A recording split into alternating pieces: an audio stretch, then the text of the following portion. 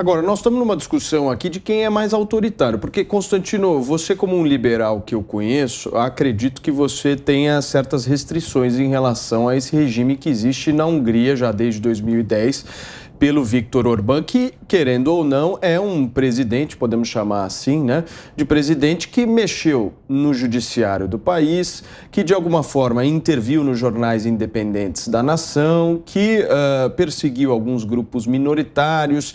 Você acha que é compatível com a política que o Bolsonaro faz aqui no país? Boa tarde, Paulo. Boa questão, né? O Bolsonaro me parece muito mais liberal do que o Viktor Orbán.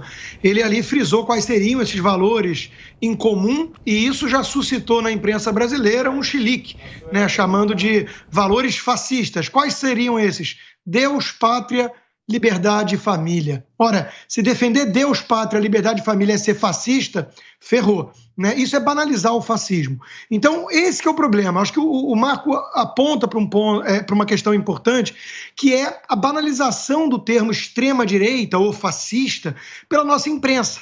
E é a história do Pedro e do Lobo, né? Cantou tanto ali que tinha um lobo no quintal que quando aparece, aí a mãe não acredita mais. Então esse é o problema. Nós nunca vemos na imprensa a expressão extrema-esquerda, nem para se referir a MST, PSOL, nem para se referir a Antifa, a Black Lives Matter. Agora, basta ser um pouquinho mais conservador, querer controlar a fronteira, falar de valores tradicionais, que vira extrema-direita, ultraconservador e por aí vai.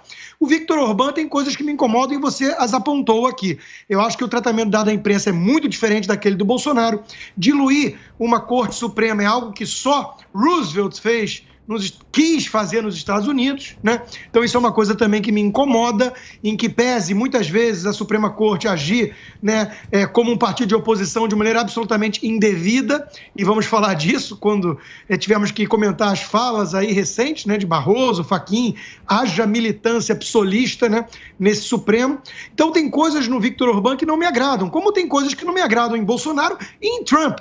Agora, entender o fenômeno nacional populista como reação àquilo que se veste de liberalismo e, na prática, é o que mais se assemelha ao fascismo, isso é muito importante fazer, Paulo. E os nossos jornalistas, nossos pares, não fazem esse estudo, não entendem esse fenômeno. Preferem demonizar figuras como Trump ou Bolsonaro, em vez de entender que Trudeau, por exemplo, fofo como ele é, né, é muito mais perigoso para a democracia. Lança a mão de uma medida só para guerra, para proibir manifestações pacíficas. Então, isso devia estar sendo tratado como uma medida fascistoide, como a coisa que mais ameaça as liberdades básicas. Mas não, a imprensa local, inclusive, aplaude, porque o Trudeau é fofo, porque ele adora repetir os slogans da turma progressista, woke, né, e que, no fundo, é a mais fascistoide de todas, porque é totalitária. Então, defender tradições, família, não ficar acendendo vela para movimentos como LGBT,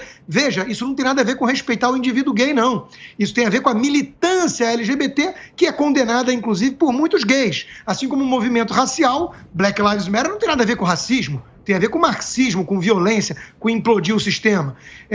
A fronteira escancarada e imigração ilegal é algo que só pode interessar quem quer destruir uma nação, como os democratas aqui nos Estados Unidos. Então, quando você entende isso tudo e olha a reação pode ter excessos sim, mas virar as costas para o fenômeno não é correto.